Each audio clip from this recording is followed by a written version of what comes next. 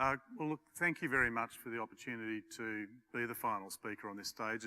I haven't heard all of the talks, but it's been obviously a wonderful piece of curation that you've been able to create these connections between all of the different speakers.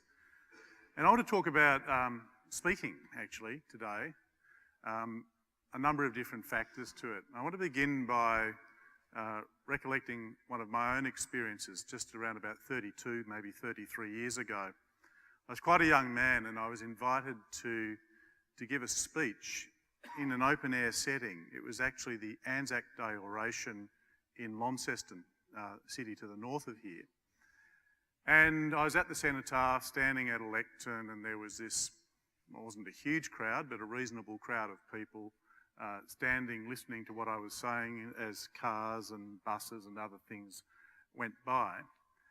And there was a moment when all of a sudden it was as if somebody had put a dome over the area where we were together. Me speaking, people listening, engaging, much as we are now. For me, standing there speaking, all of the extraneous sound of the hustle and bustle of a city was gone. It was a really silent, peaceful moment that seemed to settle on all of us. And that was a very profound experience for me, to be in a place where it's almost like magic, where it shouldn't happen, where there was this total connection that was taking place. I want to come back to what caused that, I think, because it happens from time to time, and some of you will have experienced this yourself. But set it within a larger context, because if somebody had been watching me at that time, and many others who were in similar situations, they would have described it as a practice that was being engaged in, which had great antiquity.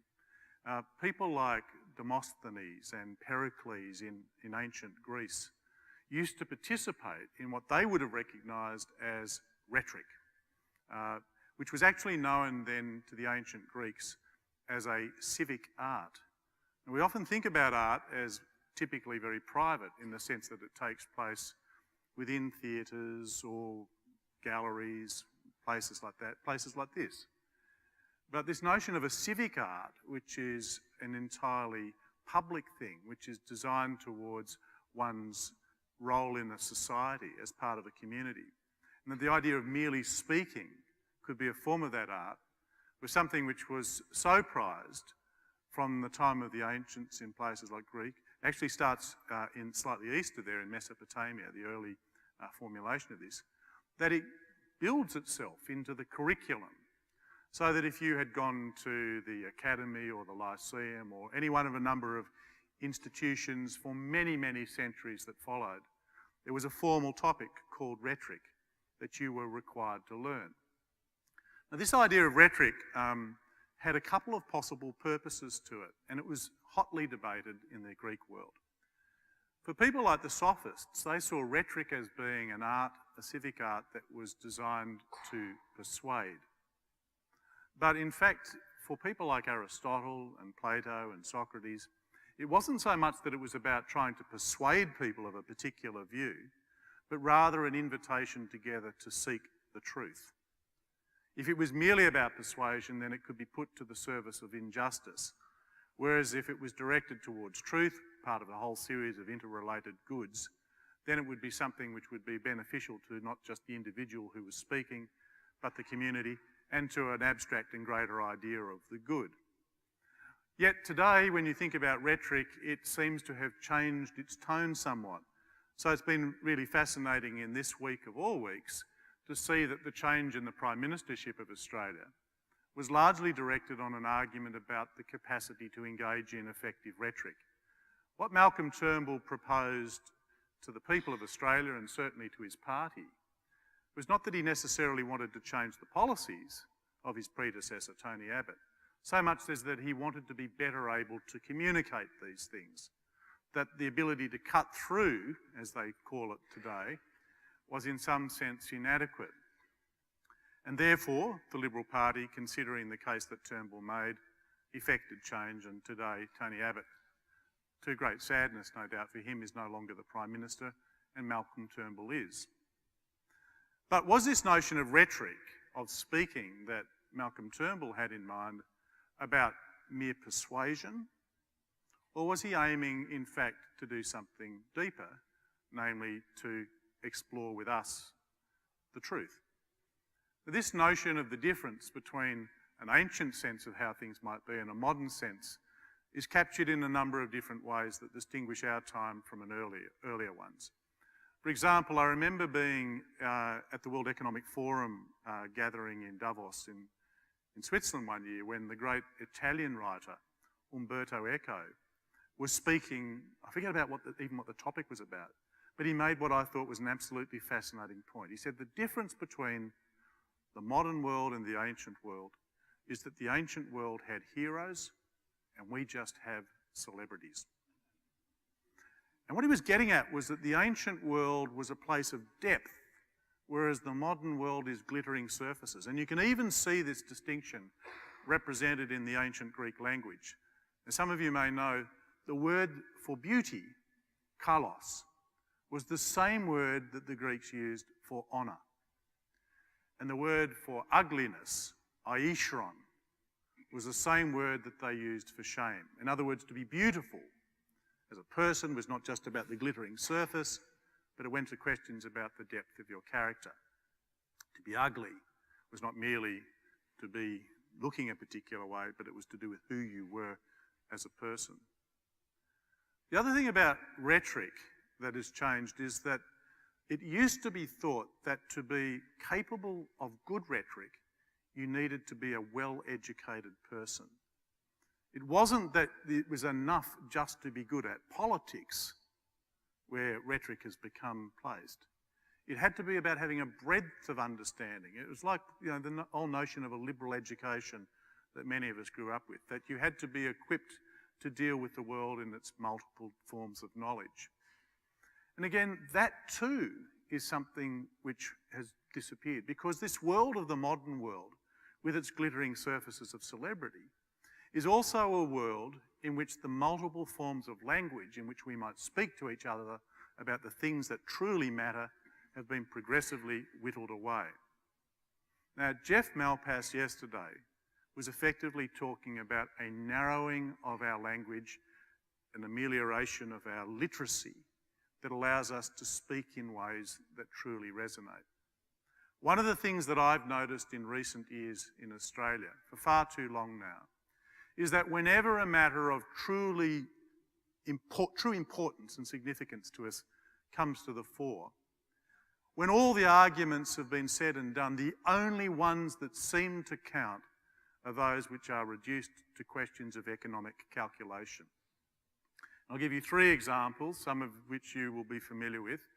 Firstly, years ago when they were debating whether or not to introduce safe fuels, opal fuels, into Central Australia to try and alleviate the scourge of petrol sniffing, all of the medical benefits, all of the technical answers had been derived. But it was not until somebody produced a report from Access Economics to show that in the long run it would cost too much not to introduce the fuel that people said, okay, very well, then let's proceed. Later on, the environmental movement, rather than arguing a case about stewardship, our duties to other species, to future generations, things which recently Pope Francis has been mentioned, a fantastic example of what I was talking about yesterday, this notion of constructive subversion. But the environmental movement, rather than sticking to an ethical argument about why these things mattered, they succumbed to the siren call from what was Sir Nicholas, now Lord Nicholas Stern. He said, actually, the whole question about environmental responsibility, that can be settled by an appeal to economic utility. Because if we don't act now, it will cost too much. And a number of people said, well, very well, that's fine. But perhaps the most egregious case I've heard of people feeling absolutely obliged to couch their arguments in economic terms happened both in 2008, 2009, and then more recently, where 2 charities that had been established in order to try and cure the terrible problem of abuse of children, the sexual abuse of children, actually felt that it was necessary for them to go to Access Economics to get a report to show that child abuse costs too much. Now, what kind of society is it that needs an economic report to show that child abuse costs too much? It's a society that has lost its confidence in the language of ethics. It's what Jeff was talking about yesterday. A society that recognises, as it should, that economic considerations are important, but places that on a pedestal above all other considerations, as if this will be the knockdown argument. Now, this wasn't how it always used to be. Just over 200 years ago, William Wilberforce argued the case for the abolition of slavery. He did not come to the dispatch box. He did not say, slavery is an abomination, slavery is a violation of the most fundamental dignity of human beings, and as my final argument, I have a report here to show that slavery costs too much. He didn't need to invoke that because he understood that an appeal to the ethical grounds were sufficient in and of themselves. Well, the notion of speaking in general is not just about the rules of rhetoric, the rules of thirds, stronger, faster, higher, all the little tricks and things that come about from that particular art. It's also about seeing this deeper purpose, and particularly the role of speaking truth to power. One of my favourite plays from Shakespeare is King Lear. I hope everybody here, I imagine, has read it, but for me, the figure that emerges so powerfully from this is the figure of the fool. Because the role of the fool, in the best sense, is to speak truth to power. To actually utter those things which others may find unutterable, to call the powerful to the attention of those things which ought to be noticed, but so easily can be set aside. What I'd like to do is to encourage everybody to consider what role we can play in speaking truth to power. Now, in thinking about what this actually entails, let's check my time here, it's not simply about mastering particular skills. It's partly to do with the courage which I spoke of yesterday and which Michael actually alluded to today. It's partly about having that courage to be able to stand up even when you think yours will be the only voice for a particular cause or proposition. I've had to do that myself. It's a terrifying thing to do, to stand up in front of a group of people knowing that what you're going to say will be to challenge everything that they hold to be right and true. And yet every time that I've been able to master myself and have the courage to do so, when I've sat down, instead of being totally isolated as I expected to be, instead one or two people have come and sat down and they've said, I've always wanted to say that. Or the way you expressed that, that was just putting in words what I've always felt. And it's amazing how many people, when you find yourself speaking to them, actually will resonate because you speak some truth to them which they otherwise have held. And in fact, the best communication in the world is not about injecting messages into the minds of other people. That's not how great communication ever works. It's not as if you pick your message and say, now I'm going to insert it into the minds of all of those people who might listen to me. The best communication of all is that which speaks truth to people, that speaks to their truth, to the things that they already hold. And that's why, going back to the ancient concept of rhetoric, about the exploration of that shared truth together.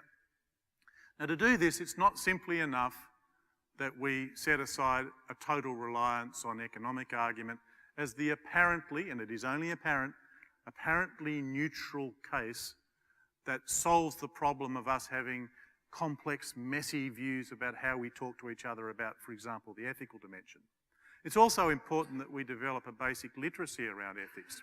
If I was to propose to you today, as a group of people, any course of action that we might follow and start to give reasons for it, I already know before I begin that roughly half of you, when I ask, well, what should we do about this, will respond by saying, well, tell me what's going to happen.